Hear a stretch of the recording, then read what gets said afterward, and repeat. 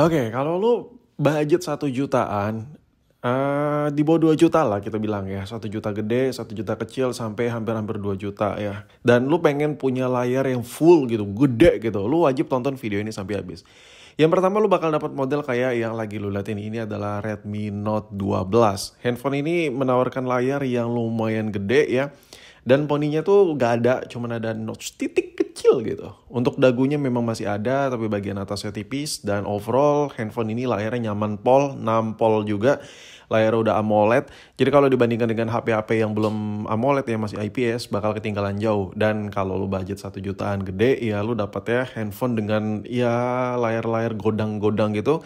Bentukannya nggak jauh-jauh kayak gini. Ini kasta pertama yang mungkin lu sering jumpain. Ini hanya contoh aja. Intinya kalau lu budget 1 juta, 1,5 atau under 2 juta, lu cari-cari HP yang layarnya ngefull gitu ya, kayak gitulah.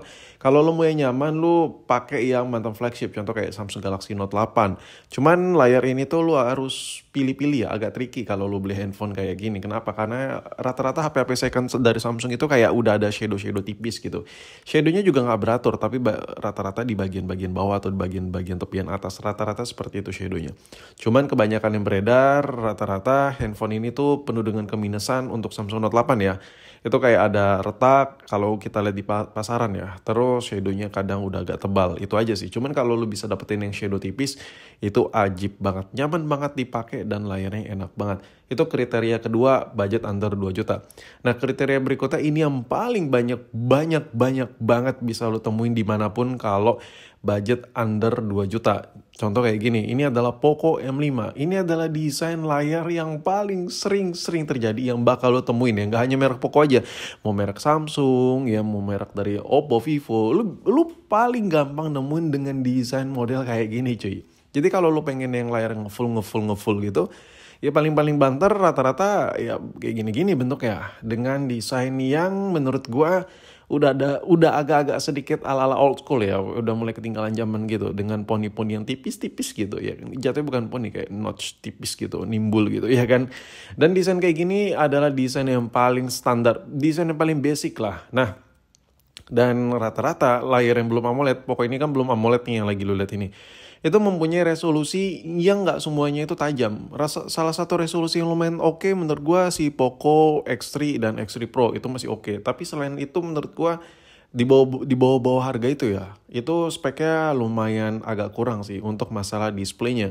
Contoh kayak Poco M5 ini, memang kalau dari standar penggunaan itu oke-oke aja sesuai dengan harganya. Cuman lu nggak bisa dapat lebih, tapi itu jauh lebih baik loh dari Poco, itu jauh lebih baik ketimbang produk Samsung yang belum AMOLED. Itu Samsung tuh ngasih layarnya tuh ala-ala banget ya. Ini layar masih ori Samsung ala-ala. Tapi boy, kalau lu yang mau bener full view, ya fullnya under 2 juta, cuman 1 jutaan ada nggak? Ada.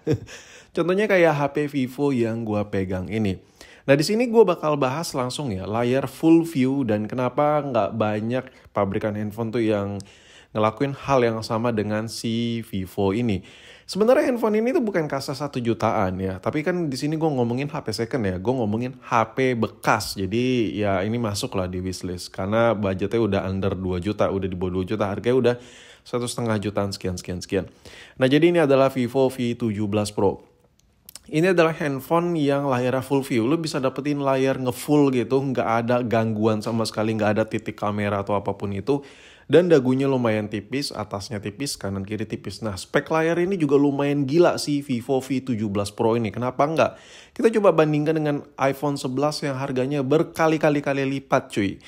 Menangnya di mana bang? Menangnya yang pertama, yang satu udah AMOLED, Super AMOLED ya. Yang kedua kalau kita lihat dari resolusinya ini si Vivo ini 1080 kali 2400, si Iphone 11 cuma 800 kali 1700-an.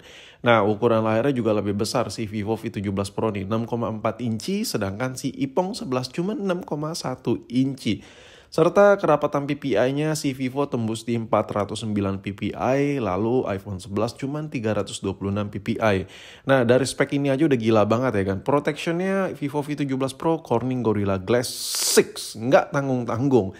Lalu dengan spek layar segila ini, kenapa nggak banyak pabrikan handphone yang ngikutin langkah Vivo? Bukan tanpa alasan ya, kalau sekiranya banyak yang ngikutin langkah Vivo, otomatis beberapa tahun ke depan bakal banyak HP-HP 1 jutaan yang lumayan gila spek layarnya kayak Vivo ini. Tapi pada dasarnya kenyataannya sekarang nggak ada tuh yang kayak Vivo-Vivo gitu sebanyak itu. Kayak rata-rata kalau lo beli HP 3 jutaan sekarang, itu bentukannya kayak si Poco ini.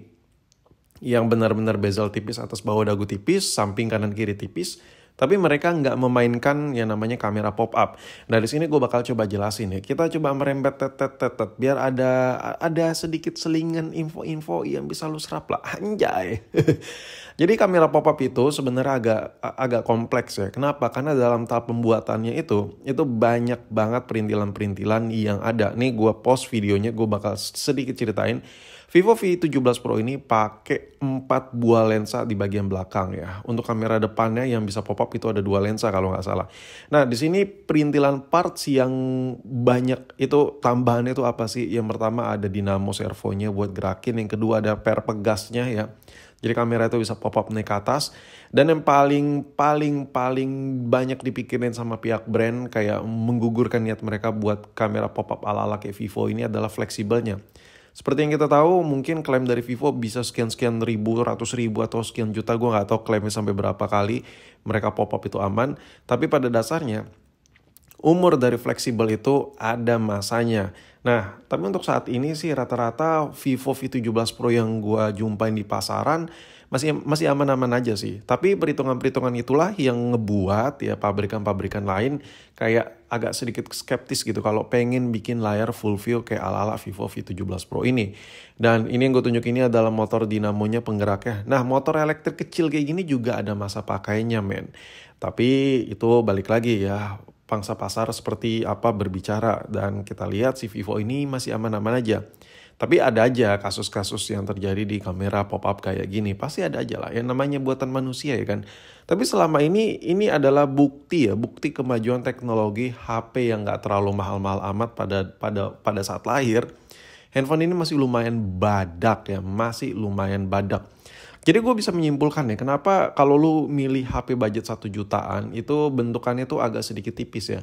Lu pengen layar full view itu ya bisa paling banter ya lu contohnya kayak nge-collab-nya sama Vivo V17 Pro ini. Sebenarnya ada lagi Oppo F11 Pro. Cuman itu menurut gue grade-nya masih di bawah ini. Ini kayak another level lah. Ini lebih tinggi ya. Ini menurut gue spek ini lebih tinggi dibandingkan Oppo F11 Pro yang kamera pop-up juga. Vivo ini menurut gue lebih good. Nah yang gue pegang ini, yang gue tunjuk ini adalah fleksibelnya. Fleksibel itu adalah fleksibel yang paling rentan sekali. Nah, ini fleksibel bawahnya.